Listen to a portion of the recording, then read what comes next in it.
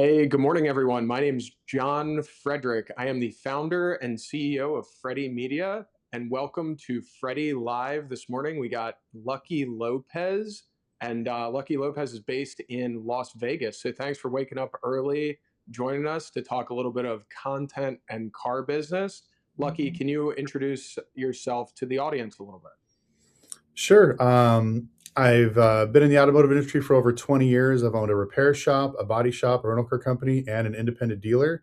In 2020, I decided to sell my dealership right before the pandemic, and I was going into consulting. And I ended up making a few how-to videos about how to help people sell cars, set up dealerships, set up rental car companies, how to work with financing, all that other stuff. And it just kind of took off from there. And as of today, we got a little over 530,000 subscribers on YouTube and about a little over a million across all of our other platforms. And now I just love to talk automotive industry, share some fun stuff, and talk to amazing people like yourself.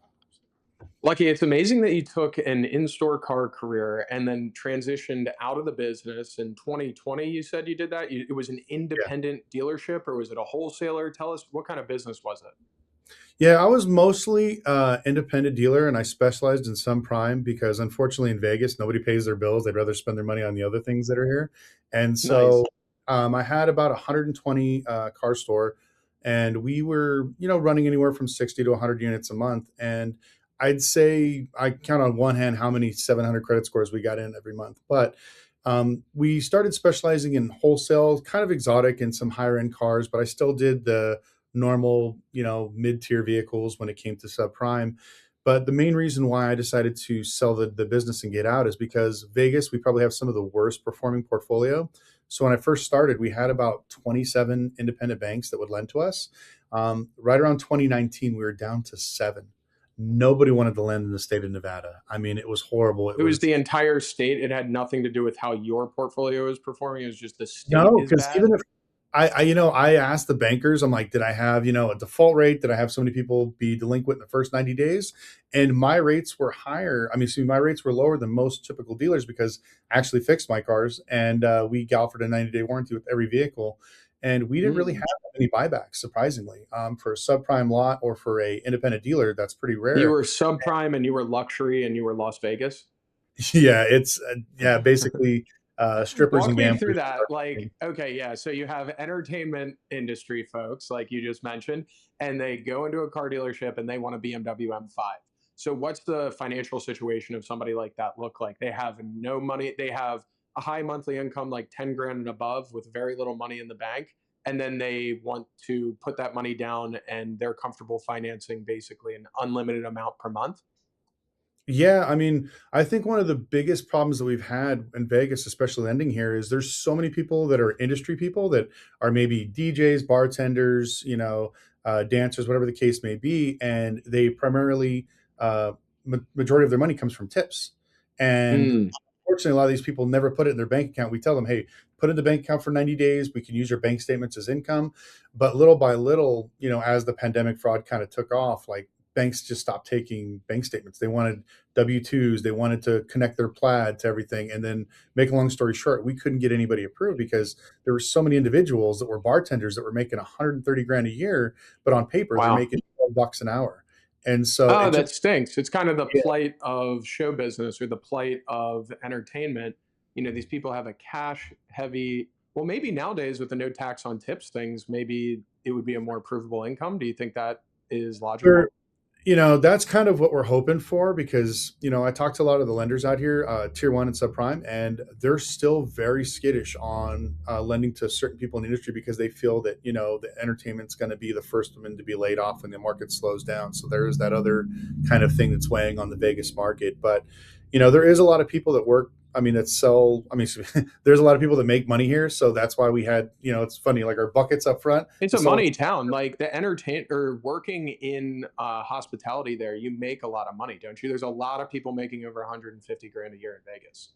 Oh yeah, I mean we have girl bartenders that work 6 months a year. They work at the beach clubs at least Yeah. 250 a year, and I was they're talking to just my friend, a girl in Jack's Beach here, and I said to her, I was like, "Oh, when you were a bartender in Vegas, like, were you just working 7 days a week?" I was going back to me being a waiter in like Ocean City, working every day. I was like, "Oh, would you work every day, get off at 2 a.m. and sleep till noon?" She's like, "Nah, I worked 3 days a week. I made like 200 grand." I was like, "Oh, that's a great gig." Oh yeah, definitely. So So Lucky, tell me, how did you start a car dealership? Were you a rich kid? That's often the story. Did dad help you start the car dealership, or how'd you figure it out, get the money together, and open the doors at a car dealership? I started my dealership actually kind of by accident. I had an auto repair facility here in Vegas, and during the collapse of 2008, people just started leaving their cars at my shop. You know, they would bring their car in, they would get service work done, and they just would leave it. And so it got to the point where I was selling more cars than actually fixing. And so people come in with their cars, but I'd have like 10 of them sitting right there, like, hey, your car's going to cost whatever, $2,200 to replace the motor, or you can give me your car and $2,000 on top. And I got this car sitting right here. And little by little, I was like, you know what? I might as well get a dealer's license because I can start financing people. I can sell more cars. And at that time in 2008, 2009, the market was just decimated here in Vegas. Like every dealer went out of business, every lender stopped lending.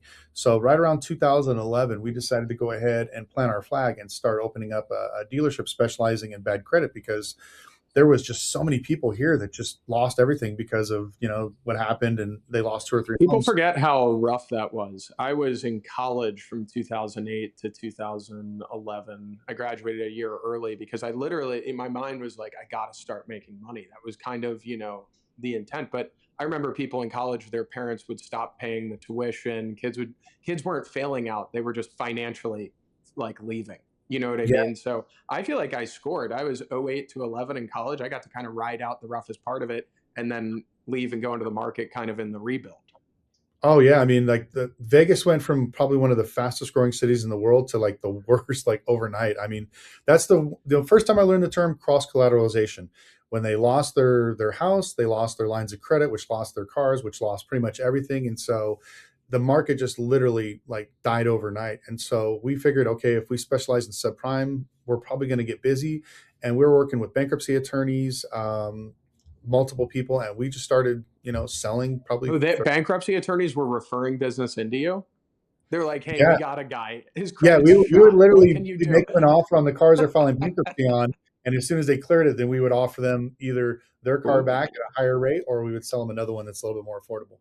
It That's a was, good lesson to everybody. The best referrals are always attorneys. People going through divorce or bankruptcy or selling a business, there's always some sort of liquidation going on at that point, and a lot of people make changes in their lives. So, like, and if you're in some sort of business, having a good referral network with attorneys that deal with kind of catastrophic events. Yesterday, I referred in a 2000 Escalade with 30,000 miles to a car dealer because somebody was going through an estate sale. And normally that's like kind of a weird thing, but an attorney texted me, "Does anybody want this car?" And nor 2000 Escalade, I was like, "No, nobody wants that car." But then I saw the miles, 30,000 miles. I was like, "Oh, this is a unicorn. Somebody wants that car." oh yeah, I would have bought it. That's actually a pretty Yeah. awesome car to make some great content with. Yeah. So Lucky, tell me, how successful did this car dealership get? How many units per month? How much money per car were you typically making? Was it an awesome biz? Was Lucky living big back then?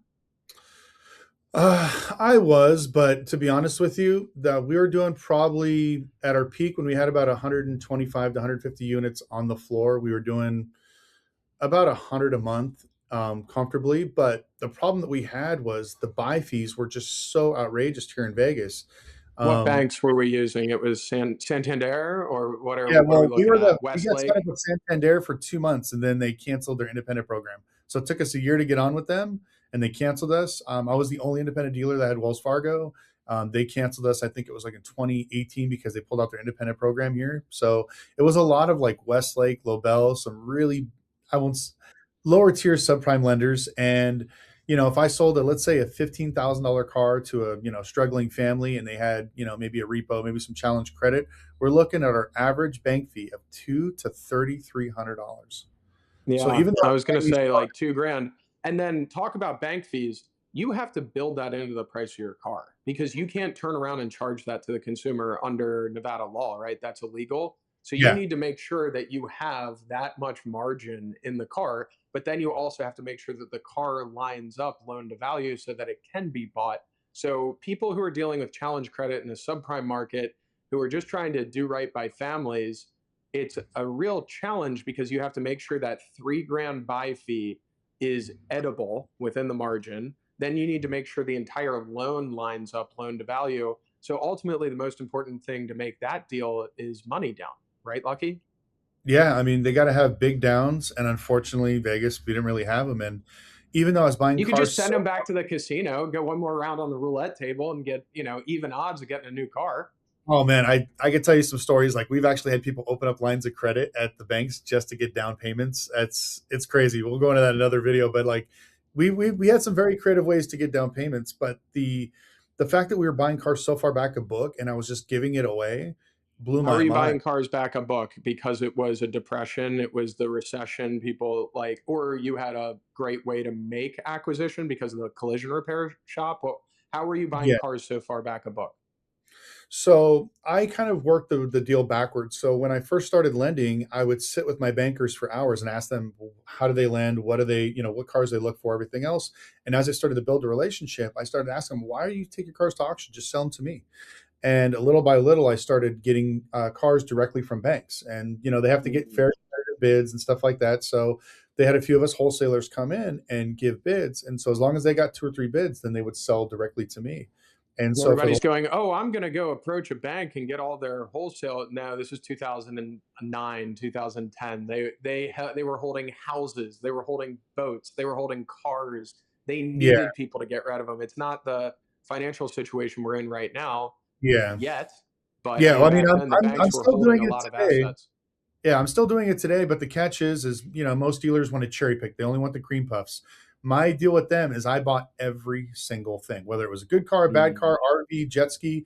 I bought every single thing, and that was my deal with them. And so How do everything you from find a connection at a bank? Who do you even like? You look on LinkedIn and you're like, oh, there's the poor guy that's stuck, getting rid of cars for Bank of America at Mannheim. Or how do you figure out who's who? I used to actually just start with the banker himself. They always show up to your dealership begging you for more deals. I'm like, if you want more deals, give me some more cars. And so I worked from there. Mm, Who is your collections manager? Who is your remarketing company? And then I would just work my way down the line. This is before LinkedIn. Now you can just go to their profile and message them yeah. directly and see if you can offer something. But I would literally spend months working my way down the line, especially starting off with local credit unions and state banks and title loan companies. And I just worked my way in, and little by little, I would show up every week, a box of Krispy Kreme donuts and my business card. Hey, I'll buy your cars. Let me know if there's anything I can do for you. I'd love to give you guys an offer. Wow. And I just kept going back and forth. And eventually I built a network where I was probably the only dealer I knew that didn't go to the auction to buy cars. 90% of Yeah. my And you business. were a wholesaler. You could only sell used cars. You had nothing to do with the auction. So, man, that's incredible. I admire independent car dealers for the ways that they figure out a way to go to market successfully. And then you find this beautiful niche business and you're just ripping the cover off the ball, kind of like George Saliba. And then, I was always franchise car business. I worked for the Coons Group in DC. I was at the biggest Toyota store on, kind of the mid Atlantic. And do you consider my car career a real car career, or do independent guys always look at the franchise guys and be like, hey, they were spending other people's money? They had real banks to work with. Like I had BOA, Wells, Toyota Financial. I could get on a call with the Toyota Financial rep and be like, look, this guy is a father of four. He's working down at the Pentagon, 6 days a week. He's doing everything. Like I could sell the buyer at Toyota Financial as to why the customer is like a good guy. And generally, if I sent enough business to Toyota Financial, they would be reliable on my challenge customers. So, what is your look at franchise car guys? Were we really going through the car business? I worked a lot, but Yeah, no, I mean, I do. I respect the game. There's a lot of specialty people when it comes to franchise stores. That's one thing I like is they became really good at like, their independent finance director or their finance guy is their finance guy. Where here in Independence, you're your sales manager, your finance guy, your sales guy, your lock porter, pretty much everything else. When it came to the lending, until I got into consulting and started going to multiple dealerships, I didn't realize how good they had it. Like I would have to beg banks to lower my fee from 3 to like 2,500. And then I would yeah, hear these, franchise guys, if you don't take this deal, I'm not sending you any more deals. And they were just, what do you mean a $200 fee? And I was just blowing my mind. I'm like, how can you do this? And like my LTV You know, on like the threats and the leverage go the other way as well. OEM banks threaten dealerships that if you don't send me enough business, you won't get any cars. And that's not supposed to be the way the world works. Or they'll say, well, stop buying so aggressively. And you're like, huh, pardon me, what do I have to do with like the price of tea in China? But OEM banks are pretty oh yeah. ruthless. I know some major manufacturers that have, I don't know if they put this rule in writing, but you are only allowed to send a new car deal to their bank. And if you ever go, it's called like a one choice only dealership. And if you go out, if you paint outside those lines, buddy, and they find out, you are cooked. Oh yeah, yeah. I've talked to finance managers and they're just like, man, I'm stressed. I was like, why? I was like, man, I got to push more deals through my bank. And I'm like, I go, oh, you didn't hit your quota? He's like, no, no, they just want more. And I'm just like, my mind exploded. I'm like, your bank wants more deals? I'm like, they want Yeah. tier one customers or subprime? They're like, they just want more deals. So I got to just get people in and shovel them through the bank. And it was like we were just jealous. As an independent dealer, we don't have none of that. But as a franchise store with that in your tool You're belt, you're an incredible entrepreneur though. Incredible entrepreneur. So 2020 hits pre-COVID, you sell this thing? yeah, Like I right as it pre-COVID. started? Yeah, so we made the contract in 2019. I sold it, and my goal was to take a few years off. I was Who kind of bought burnt it? out. Actually, it was a subprime bank here in Vegas. I created my own buy here, pay here program, and where I had less than like 2% default, and they couldn't understand how I did it, and so I told them how I did it, and they wanted to buy my program. I did weekly Did payments. you get a multiple on EBITDA or was it basically real estate value? Oh man, and it was. I hate to say this, but back then I was so burnt out. All I wanted to do was get enough money to pay off all my bills and just walk away with a few bucks. And looking Interesting. back, looking back now, I was kind of bummed. I should have got multiples on the actual business plan, but I didn't. And Yeah, because your business plan is your moat in that, like, how did you have such few delinquencies? How did you institute a buy here, pay here program? But yeah, I I asked didn't. you that because generally independent stores do not get an EBITDA multiple, generally, unless they're a Yeah, whale in a market that they can't live that's without. that's kind Usually of it's just the franchise guys that get that EBITDA multiple. yeah, that was the education that I had. Is I was like, nobody buys used car dealerships. Even when people call me today for consulting, they're like, "Should I buy this used car dealership?" Hell no. Like, start over. You don't want any of their old headaches. So somebody actually came and when I told them, I was like, I'm just gonna. I actually was originally telling them that like, you want to take over my lease because I was in a great spot next to all these franchise stores down here on Sahara, and they're like, "Well, we want to buy your whole business. We want to buy your rental Love car that. company, buy all this stuff." And so it was really weird because they bought it. They took my paper. They after 6 months canned the dealership, my rental car company. They called all my fleet accounts. Yeah, we're canceling. We're closing down. Bring us our cars back. And so they just kind of killed everything. All they wanted was just the program, the paper, and a few of my personnel, and that was it. And They got what they wanted. yeah, I So mean, it you worked out for sell everybody. this thing. And did you sell it because you knew that you could build a YouTube channel? What gave you this blind confidence to think that you, just some guy in Vegas, could ever have 500,000 subscribers on YouTube and multiple followers on other platforms? Like, are you delusional? Why did you think that was possible? Um, Actually, it's kind of funny. I quit or I sold everything because I wanted to travel. I've been doing this pretty much my whole life. I started my first shop back in 2000, and I haven't had a break. Like I literally have never taken a vacation until 2019. That's how bad it was. I basically built a castle around myself with my business. I was the one key structure where if I left, nobody could buy the cars, nobody can get them approved, nobody could talk to the banks, nobody could talk to the flooring company, nobody did the marketing. I did all my silly commercials, so it was I made myself so integrated with the business. I basically it was a chain, it was a shackle. So I just wanted to decompress, take a year or two off, and my goal was to leave to South America and just travel all the way up till I got here to Wow. the United States. But I was supposed to leave March, I think it was 23rd of 2020, and we all know what happened March 15th. And I ended up getting stuck Not here. traveling. Yeah, and I winded up just started making videos on YouTube. I a long time ago, I was on a TV show called TLC's Rides, and we were just showing people how to build cars, how to fix stuff, just a few things like that. And it was pretty fun, and entertaining. And I thought maybe I'd get back into it. This will be something interesting. And at the time, I got approached by Velocity Channel, which is no longer around. They Yeah, wanted I to remember it though. yeah, they wanted to do a TV show, and they're like, "Hey, if you can put out a YouTube and make some videos, and we can kind of see your personality and see what you're doing, we'd love to make a video about or a TV show about flipping cars." So I said, "Sure, let's do it." And after doing a few videos, some of them went really well. I was shocked. I was the very first one in my niche. There was no other automotive dealers talking about finance business, also building and flipping cars. I build cars as well This for is SEMA. pre-Saliba, pre-moving merch. Those guys were Oh yeah, moving. this is back in like 20, God, 20, I'd say 17 or 18, Alex you know. So Cortese was in middle school.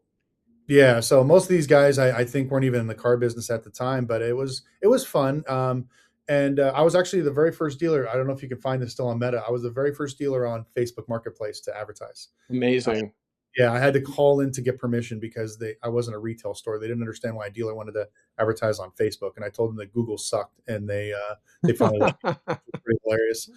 But yeah, I started making videos, and there's a lot of bad information out there, and so that's why I'm so big on So the like. premise of the early days was just watching Lucky flip some cars, and then you were kind of reading people into how to do it. And what value were you giving the audience that ultimately clicked with them and allowed you to grow? It was actually when I started doing more stuff about the business itself. I did like how to get your dealer's license, how to work with flooring Mm. companies, how to get, build up your book of banks, how to buy for banks, don't buy for yourself, how to read your market, how to do marketing. When I started doing a lot of these how-to videos, my first, I guess you want to call it viral video, was my how to get a dealer's license. It got up to like 100,000 views in like a month, and back then that was a big deal. Like most of my friends couldn't even get five likes on a video, and it just was really great. I had hundreds of comments. I had tons of people emailing, and How so to I. get a dealer's license. Do you think you put anybody into business through that video? Did you inspire anyone that actually got Oh a car yeah, not dealership from that? yeah. Not only did I inspire a bunch of people, they sent me like links. I still got a bunch of these guys on Instagram, but more importantly, they started hiring me to set up their dealerships. Independents, people that are buying Ooh. auto Did you groups. Like, and so you didn't anticipate that. You started putting insight out into the world and then you caught consulting retainers off that? yeah, 100%. It was pretty surprising back then. This is like now the thing, you give out a lot of free information, you get them on some sort of a contract. But back then, I just wanted to help people because there were so many of these guys like get a dealer's license with no lot, how to gross 3 grand on every deal, no matter what their credit is. And I didn't call them out, but I would talk about this. And little by little, all these guys have deleted their videos because they're all idiots. But back then, there's only two other car dealers on YouTube, and they're both been banned. So Really? yeah, it was fairly interesting. So when I started my niche, it was just really weird because I wasn't quite automotive entertainment YouTube and I wasn't really quite business. So I kind of Yeah. floated in the middle. No, you straddle the line between SEMA and NADA. Like, I think you and I often find places where we can work together, and then sometimes you're talking about something where I'm like, "Oh, that's your lane, Lucky." Like, I don't even know what you're talking about right now.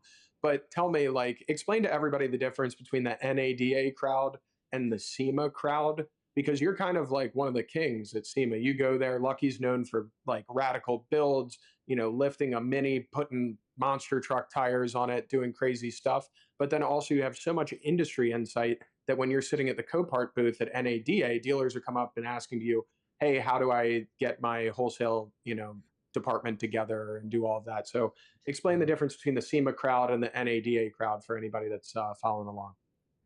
Yeah, I mean, the NADA crowd, it was kind of nice this year because there was a lot of people I think that were humbled at the market. And so I've never answered more questions about marketing, about doing buying centers. People are really on the hunt to figure out how can I make my dealership better. And this wasn't just independents. We're talking major franchise groups, big dealer groups that were coming in, just really being open to seeing what the market brings and everything else. So I love that when it comes to NADA.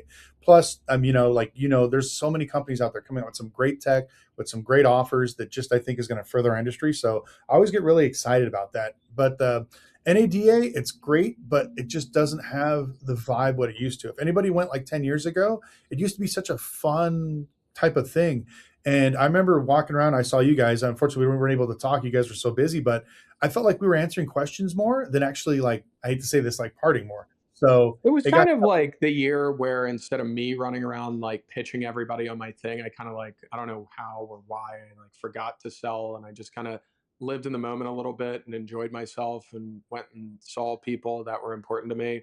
And it was a different kind of NADA for me. I was way more laid back. When I was a car dealership guy, I remember I like ran out of the NADA floor with like $2 million worth of deals in my back pocket. First year at Freddie Media, same thing, $2 million worth of deals in my back pocket. And then this year, I mean, who knows if I made a giant mistake or not? but I really just spent kind of quality time with people that were like super important to me. And I feel like, in a lot of ways that's worth more. And, I think that's kind of like what I'm coming into a little bit, or how I'm changing personally. I have a team that's running around and making deals like that. But ultimately, I had a great NADA. I really enjoyed it. No, that's good. I mean, like, that's the thing I love about it. It scratches that itch when it comes to business, and then also just wanting to learn about the industry. Compared to SEMA is like the wow. This is the NADA is the high society party. SEMA is just the frat party. It is just Nice. absolute madness for like 4 or 5 days. I really leverage a lot of these franchise guys, even like to anybody, just to come to SEMA because you want to talk about decision makers and people there. When I first did What the kind of first companies? uh, Ford, Chevy, Honda, Toyota. Every time I've been there, I've met people from Ally Bank, Bank of America, Wells Fargo. So even though it's not typical automotive or it's dealership related, everybody comes because this is the mecca of the automotive world. And it was funny when I actually pitched Copart on this deal. I'm the only person that's ever built a car for Copart. There's YouTubers with 20 million subs that wasn't able to pull it off, but they let me build. It was basically I took a Tesla, I cut it in half, made it a two door, put a 2JZ in it, so it's a Tesla that does drifts and shoots fireballs out of the back end. It's pretty hilarious. We built that for SEMA Tasteful. years ago. Yeah, and they were just like they were blown away. They're like, "Well, how's this going to lead to signups? What's our conversion rate? We don't really care about the market because people know who we are." And I'm like, "I'm telling you, your market is here." And once we got Oh, out there, wow. yeah, people blew up. They got. I remember. So do you I can't. think NADA is like where all the tech and finance is going down, and then see like in terms of marketing stuff, and then SEMA is where they're figuring out how to do the actual like cool pop, like they're trying to come up with the creative ideas there? Because I do think that's something NADA lacks a little bit. It's like, okay, we're going to institute this marketing technology, and you flip it on, and it'll do all your meta ads and your Google ads and da da da da. But it's just this like stale SEO AI slop. But you're telling me that SEMA has actual cool things going on that are interesting for marketing.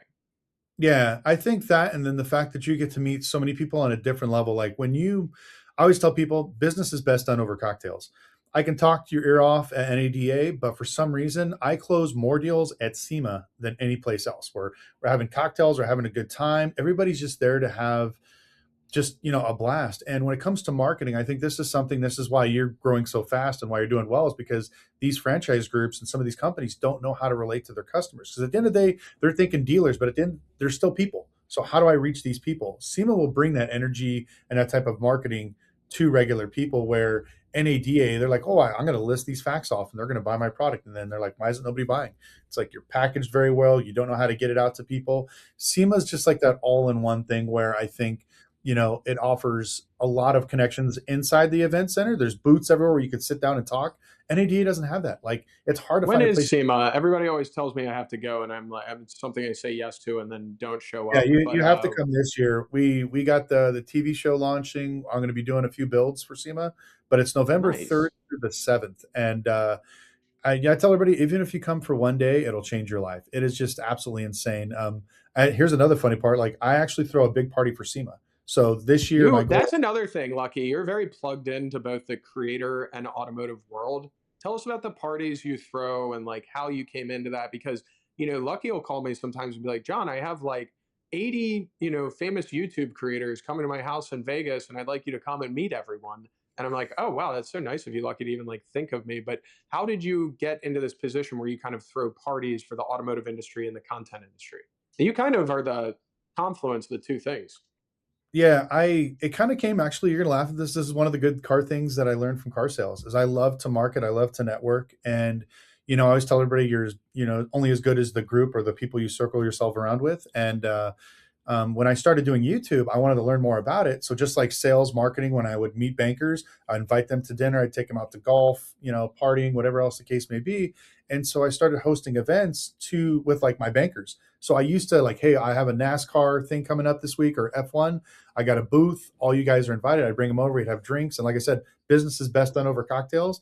I would build that relationship. We would talk outside of there, and it worked. And so I just brought that over to creators because just like the auto industry, it's very hard to get these people out of their comfort zone and to build that rapport. And I think that's very important, especially when it comes to when you're trying to do business with somebody, you want to make sure that one, you like them, two, you actually understand where they're coming from and how this can benefit everybody. And for years, I've been doing parties for SEMA, and I actually tried to do one for NADA, but NADA was like, "Well, we don't want to do any parties." I'm like, "Are you We had a sure?" few. We had like 4 parties that we threw for NADA, but Lucky, you're very well respected among the creator crew and the auto crew. I noticed that you give a lot of good advice to creators when they're asking you how to monetize their content or like some short-term money versus long-term value. I've noticed you be really, really kind to creators. Sometimes they're even bigger than you, but they don't have the expertise you do, and they kind of ask you some questions. And you've always been super generous with your time. So I've observed that about you and respect you a ton. But I do want to talk straight up car business. Lucky, are you wholesaling a lot right now? Are you brokering a lot of deals? Yeah, I've been buying a lot of repos from banks and taking them to auction, Manheim, Odessa, ACV. It's been pretty interesting. The market's a little slower than what I like, but we're still seeing movement, but not the movement we like. Yeah. So what do you think's impending the market right now? Is it like you're saying it's slower? Is it dead, or like you just can't find a car that you want? You can't sell a car that you want? It's just kind of gummed up? I when I sell cars out of state, like when I sell cars in California, Texas, I seem to move them a little bit quicker than here in the state of Nevada. So I'm going to probably start shipping most of my cars out of state. I'm trying to develop a few buy centers in other places, but when I talked to like AFC and Next Gear, and I was asking them, like, I go, just out of percentage wise, like, how many of your people are maxed out? And they just came back with like an absurd number, like Everyone? 90%. Yeah. He goes, everybody thought tax season was going to be great. They loaded up in January, and now they're holding this massive Oh, overhead. They can't so get you rid of think it. people are hung? People are totally hung. And then we are in an environment right now where we are, frankly, at war. And, some oil infrastructure got struck the other day. Do you think the American consumer could ever snap back into fuel efficient vehicles? Or is that's just not part of American culture anymore? We'll always drive giant, giant cars. Yeah. I remember back in, what is it? When was it, 2005 or 2007, when like gas was like Yeah. $4 a gallon? And that was like the peak of the Hummer. That was like when the Hummer was the car, and that Yeah. was the You're pain point. Everybody just bought a Hummer, and gas was $5. Yeah, and so as I thought, like, oh man, these gas is so high, it's gonna change our thing. Even like when through my years of selling cars, every time gas goes up, I would try to buy more fuel efficient cars. At the end of the day, people don't care. They're going to spend the money. They Yeah. want to drive a massive land yacht, 4x4 crew cab dually that they never take off road and they never tow anything with, because that's the cool thing to have. So, unfortunately, Americans will always buy big SUVs that they absolutely don't need, and they will overpay for gas and insurance and cry about it, but they're still You unfortunately know going to what do was the it. number one influencer of fuel efficient deals when I was in Northern Virginia? It was if you could get the tag that lets you go on I-66 straight into DC with one person in the car where you didn't have to observe the HOV lanes. Back in the day, that was available to all hybrids. Then they pared it down just to EV hybrids and then just to fully electric, and then they got rid of that. So once there's no behavioral incentive left anymore, people will just go back to driving cool cars. If you wanted to drive like nerdy little EV horrible cars, you better let that guy in the HOV lane for putting up with that. Oh yeah, here's a funny stat for you. I was reading on, I can't remember if it was Jalopnik or Motor Trend, but they put out this thing. 35% of people go from electric cars back to gas cars. Out of that 30%, over 33% of those people go back to SUVs. So Oh I felt like yeah. EV experiment was great and it was fun, but at the end of the day, gas is king. People, they want these massive, SUVs. I mean, you can see it with every manufacturer. They're all canceling their cars. They're only making small SUVs, large SUVs. So pretty soon, I mean, just like when You you know, it drive was down. interesting. All the OEM executives that got all like the praise and backslapping for like investment in EV, like the GMs and all the. I mean, they were on the cover of everything. They were at the White House being exalted for like their great decision making, and now their expenses are going to bring these OEMs nearly to bankruptcy. And they're almost as no one's really calling out that mistake. They're just saying like, oh well, we aren't as profitable right now, but no big deal. But Yeah. Lucky, I want to get your read. You, I think, have done it all. You have been a car dealer. You've been extremely successful with content. You've made a lot of money through the car business through consulting and brokering, and you've that's been like a beautiful combo of content and car business. But I think you've ultimately hit on becoming your own, tech founder, finance founder. You have like a tech company, right? What is that? What does Yeah. it do? So the company's called Lonebridge, and the reason why we decided to build this is I was I guess you say, the canary in the coal mines. I was talking about how bad the subprime auto loan paper was back in 2022. If you go back, you can see that's actually what made my channel pop. And I used to go rate paper, and I'd buy auto loan portfolios from banks. I'd turn around, package them up. I'd either sell them to hedge funds or to other banks. And as I was Lucky, rating did you this, go to college? Were you a college guy? no, actually, I am a high school dropout. So Yeah, this it's is great. that's what Like makes it even better. I swear Lucky's like everybody in the rolling car up business. paper, brokering it to hedge funds, high school dropout. You are a perfect entrepreneur, perfect car guy. Yeah, and it was funny because I the more I try to like educate myself, I think that's why I was always trying to keep an open mind because I thought everybody with a college degree would be smarter than me, so I was always constantly looking at how to better myself, how to keep an open mind, talk to everybody, and just try to educate myself as much. But when I started like doing research on auto loan portfolio and I started buying it, I just started to see patterns, and I'm like, oh, this has a default rate. This is like D paper. I wouldn't buy it. And one thing I noticed is every loan originated from 2020 to 2021 had a 20% higher default rate compared to traditional paper. And so I was Why showing was this. that? They were lending crazy LTV. They weren't checking, like everybody was like, oh, well, I'm making $4,000 a month from stimulus. And I'm like, well, Ooh. they're going to go back to their regular job at Home Depot making $2,500 a month. So How did the half banks not notice that? Or the banks just, it was the quick money, so they were turning a blind eye and just the rolling, government rolling, was just rolling? pumping out that money and everybody was clamoring. I mean, at that time, I had banks that were I never literally. got a stimulus check. I feel like I'm the only one who didn't get a stimulus check. Did you get No, one? if you made over 80K, then you were pretty much you didn't get Oh, anything. really? And yeah, and I I mean, don't I think was the tempted. government ever sent me a dollar. I can't remember a time where they sent me a dollar. No, just they send you just the bill, never money back. This is what you owe us just to get it straight. But it blew my mind on how relaxed the regulatory or the regulations were. Every bank's lending program that I spent years learning just got thrown out the window during the pandemic, and then we just saw all these repos coming in. No way. It was Yeah, just buy, buy, buy. yeah, they were buying everything: bad paper, bad deals, cars selling at 200% LTV, Yeah, but subprime we're prime 5 years customers. out from that. How has everything not crashed? Like maybe Yeah, oh, we it should has. just buy, buy, buy. Yeah, they're now they're literally clamoring. But about a year and a half ago, I got reached out by actually a subscriber. This is why I tell people content works.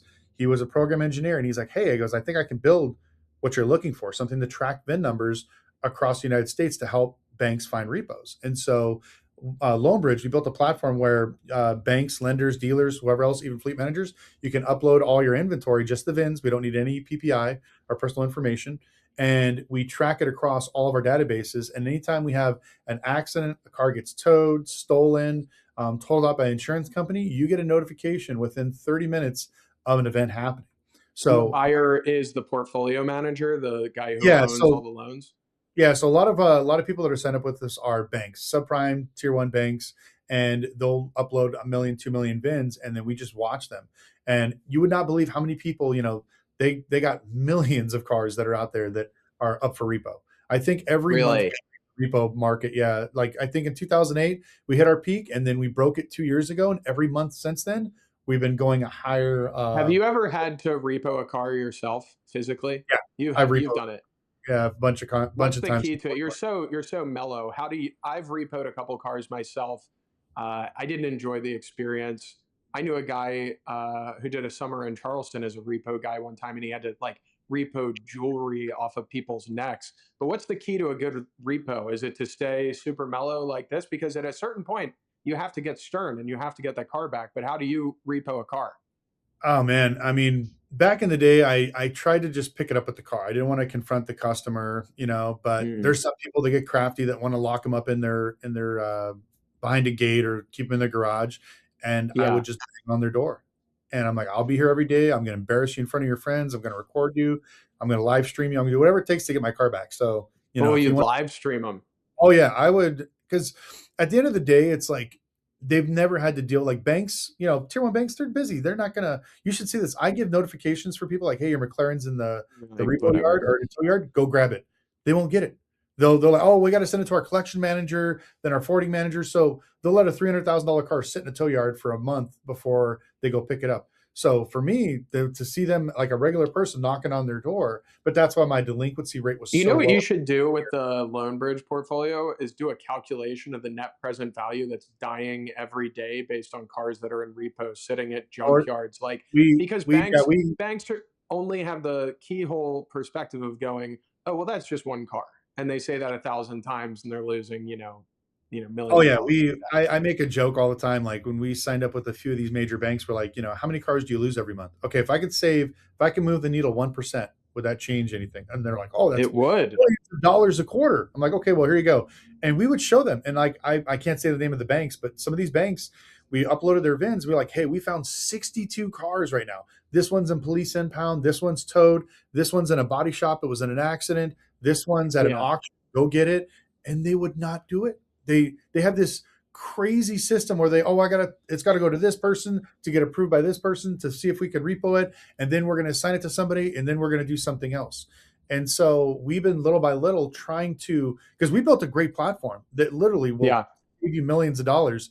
But now we're actually going in, integrating with like RDN, another company, a forwarding company, where, hey, your car's at a tow yard, press a button, the tow truck will go get it. We're Go working get with, it. Yeah. yeah, the same thing. Hey, your car just got impounded or towed, or the guy's arrested on the side of the road. Let's go get your car. They can literally press a button, send Copart to go pick up the car, bring it back to their facility, and auction it off for you. So So, now, Lucky, think about your career. I mean, you're a super impressive guy, high school dropout. I say that as a compliment. High school dropout, entrepreneur, famous on YouTube, tech founder. And the tech company sounds great. I'd imagine you have some great enterprise value and a ton of equity, and super proud of you for that. Super happy. But you and I have both worked in a world where people have ripped us off before. The people we sold cars to have hidden from paying their bill, and you and I have to go and collect it. So you'd think that would make us very spiteful and angry and grumpy people. Yet I don't think we are. And I think that you and I may have a different perspective on somebody who hasn't paid their bill or a customer that's going through a hard time. And I just want to ask you, like, how do you keep a positive perspective, or how do you not let kind of, things that would make a non-car person fly off the handle? My father, I can only imagine if my father was, repoing a car, we'd have to like get a protective, or we'd have to send a police officer with him so he didn't kill someone. But, how do you and I kind of like keep our happy personality, even though we've gone and repoed cars from people? Or, how do you not let that affect you? And what's your opinion of people that didn't pay their bills and you had to repo their car? oh man, I mean, I guess the best thing I can say, the automotive industry is like being in a toxic relationship. Every time you try to get out of it, it just pulls you back in because we love it so much. Yeah. I love cars. I'm sure you do as well. Like the industry just for some reason scratches that itch where I've had offers to do real estate. I've worked for hedge funds buying auto loan portfolio. I get bored. I always come back. Like for some Yeah. You reason, like, can't, you can't escape it. yeah, I I don't know say if to it like, people, I'm like, in every other industry, if you found out that your parts manager was like embezzling $30 per part from you over the course of like 5 years and you lost $300,000, like if that's going to ruin your week, then the car business isn't for you. But if you can kind of find that endearing and get a laugh out of it, and sure, yeah, you got to fire that guy and maybe attorneys deal with it or whatever, but like you just move on. You move on to the next thing, and you plug that hole and you fix it. But if kind of getting like defrauded and kind of cheated is going to like ruin you, then the car business isn't for you because it happens like 3 times a week. So you just yeah, have to kind of find it endearing. I know that, we'd always get the biggest laughs out of somebody like, we found out a guy steals floor mats. I traded a Forerunner one time, and after I traded it, it wasn't running very well. And then I looked at the dashboard, and I could see there was like something on the dash, and I pulled the dashboard out, and somebody had removed the dashboard, put black electric tape over all the check engine lights, and then replaced it perfectly. And I looked at my boss. Normally, I was young 25-year-old used car manager. I'd wasted $30,000 on a car, and I knew my boss wasn't going to get mad at me. I knew we were both going to come out there and laugh at that. So yeah. like I think that's kind of the fun of the car business. Oh yeah, I mean, it's if you don't have that type of personality to overcome, I like you said, it's you should never be in here. But for some reason, it's like like I hate to say the same thing. I've had employees steal from me, and some of them did it very cleverly. I had one guy where Yeah. I was impressed. I was like, "Wow, it took me a whole month to figure out how you were stealing. So you're still fired, but I have to give you kudos for effort. What you Exactly. did, very You're kind of creative. You proud of know, them for it's figuring it out. Yeah, yeah. man. So Lucky, I'm so appreciative of you joining today. I'm very proud of you and your career. I think you're a great guy in the car business, great guy in the content business. Everybody thinks really highly of you. And I'm so appreciative for you to hop on and talk the car business.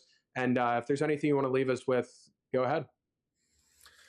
I would just say to, like, people that are watching this right now, I think that now's the best time to definitely market your dealership, and not only dealership, but your bank. I still feel like people are just sleeping on social media, and I mean, you could vouch for this. The market is just wide open out there. And, I think that we've only scratched the surface. And I feel the next 2 years, we've kind of went through our, pains of all this other stuff. But I think once the money starts flowing, you got to start now implementing some of these processes and procedures where you can get yourself out there, because I think once the faucets turn back on, it's going to be a free for all. So we want to capitalize on that as much as we can. Cool. All right, Lucky. We'll see you in the lanes buying some wholesale units and protecting auto loan portfolios. Thanks for joining us today. And thank you, everybody who took the time to watch. Appreciate it. Have a good one. See ya.